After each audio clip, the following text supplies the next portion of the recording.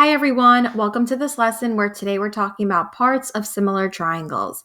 It says you can set up proportions of similar triangles using altitudes, angle bisectors, and medians compared to a pair of proportional sides. And so we're going to be using this idea with different situations, setting up proportional parts, using proportional perimeters, and then also solving for x given a figure. So it says similar triangles have proportional segments, including altitudes. Remember, an altitude means that it is a segment that connects a vertex of a triangle to the opposite side at a 90-degree angle. Bisectors, we know it's an angle bisector because an angle is clearly divided, and we are shown markings that it's divided into two congruent angles. And then medians. A median is the segment that connects a vertex to the midpoint of the opposite side. And if it's the midpoint of the opposite side, then you have those two segments marked congruent. So now a proportion can be made from a triangle's side ratio set equal to the perimeter. So here, if I am given that these two triangles are definitely similar to each other, and I know they're similar because of the angle-angle similarity theorem. The moment you have two pairs of angles marked congruent, then these two triangles ABC is similar to triangle DEF. So if I wanted to calculate the perimeter of triangle ABC, what I would do is I would set up a ratio and saying, okay, well, 20 over 5, that ratio is equal to x, which I'm going to call the perimeter of triangle ABC, over the entire perimeter of triangle DEF. So 5 plus 6 plus 8 is 19. So basically, you can set up a proportion with a pair of proportional sides, or corresponding sides rather, equal to the perimeters. So 20 would correspond with the perimeter x, 5 corresponds with the perimeter of this entire triangle, and then of course using cross products, I end up getting 5x equals 380, and x is equal to 76. So 76 would be the perimeter of this entire triangle. I could set up proportions and say, okay, well, 20 over 5 is equal, let's say, to y over 6, and solve for y, and then do 20 over 5 is equal to z over 8, and solve for z, and then add them up. But this is actually what I did here a lot faster. So now same idea. If I wanted to calculate the perimeter of DEF and I only knew one side, I would set up a ratio of what I do know. So 32 over 6 is equal to the entire perimeter of 30 plus 32 plus 40, which is 102, over the entire perimeter of DEF, which I'm going to call x.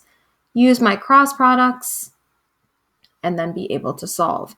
And again, this is much faster than setting up two separate proportions and then adding them up. It's just a quick process. So now actually applying and solving for x with those figures.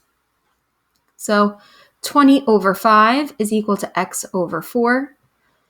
Or I can say 20 over x is equal to 5 over 4. Same idea. Use my cross products. Solve for x. Okay, so this is using an altitude and a side of a triangle. I can also use a side of a triangle and a median to set up a proportion. So 9 over 24 is equal to x over 15. I could have also said 9 over x is equal to 24 over 15. I promise you would get the same result. And then here, this is an angle bisector. Now this is a little different because the triangles are sharing this common side. So I do know that I've got to solve for x, which is part of the side. What I don't know is this length here, but I do know the entire side is 20.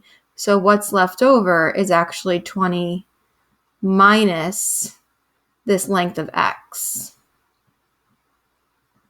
So I would be able to say, okay, well, 6 over x. So this side over x is equal to 8 over 20 minus x. So side over this is equal to side over this part. And then by using my cross products, I end up getting 60 over 7 as my value for x. So that one's a little, just you have to look a little carefully in setting things up. You couldn't do 6 over x and then 8 over 20. You'd have to make sure it was segmented out. And now this one, these are side over side. Doesn't deal with the median or anything like that. But x minus 2 over 4 is equal to 2x plus 3 over 10. Cross products. And then we solve. Excuse me. Okay, so a little deviating from what we were looking at before, this is called the Sierpinski Triangle, and the Sierpinski Triangle is pretty cool. So it says stage 0, there's going to be one triangle. So it says create an equilateral triangle with side lengths of 8. So I'm going to go ahead here. And I'm going to start. So 1, 2, 3, 4, 5, 6, 7, 8. And this is 8 units long. This is isometric dot paper. 1, 2, 3, 4, 5, 6, 7, 8. You can see it actually helps you make perfect triangles. So the unshaded triangles here, there's just one unshaded triangle. Now stage 1 would be that it says create similar triangles within the figure using the midpoints of the previous triangles. So if I now go and create a second set of triangles, I'm going to connect the midpoints to each other. So the midpoint of each side of that triangle. And when I do that, if I was to shade that triangle in, okay, then I'm left with 3 unshaded triangles. So I went from one big unshaded triangle to now 3 unshaded triangles. And so now if I do the next stage, let's grab a line segment tool, and I connect the midpoints here for stage 2. And each one of these triangles now, connecting the midpoints of what's left, and then I shade them in. Let's make that green. Now, how many unshaded triangles do I have? 1, 2, 3, 4, 5, 6, 7, 8, 9. And so this pattern would continue, and we should be able to see what's happening. How do you go from 1 to 3 to 9?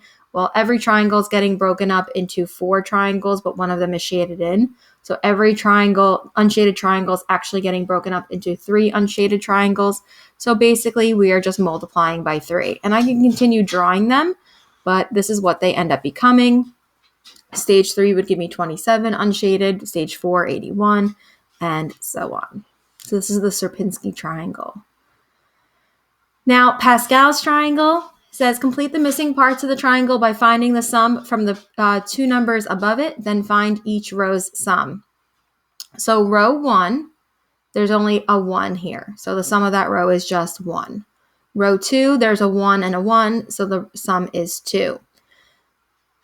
The way you find this number here is you add the 2 numbers that are above it. So 1 plus 1 is 2. And then, so I took this one and this one, and I added them to get 2.